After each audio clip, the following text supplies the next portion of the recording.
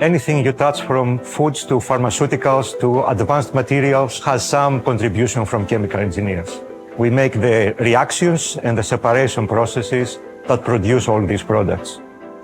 Chemical engineering is a field that combines chemistry, biology, physics, and applied mathematics with the objective of making materials and chemicals in an energy efficient and safe manner. I like to think of chemical engineering as the production of stuff we use every day.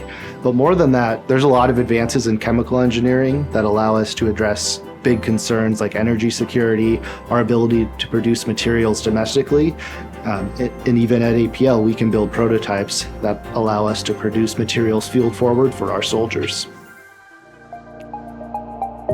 So at Johns Hopkins, we look at more long-term research and training students. At Applied Physics Lab is more goal-oriented and deliver in a certain timeline. So these two, they find a perfect match in certain projects. When I joined Johns Hopkins in 2018, we started collaboration on water harvesting, like developing materials that can get water out of the air. And most recently, I worked with Collin Timm's group on how to make food out of air and electricity. That was a very exciting project. What we were trying to do was produce food on demand, unreliant on other inputs. We were allowed to use energy, water, and air as our inputs.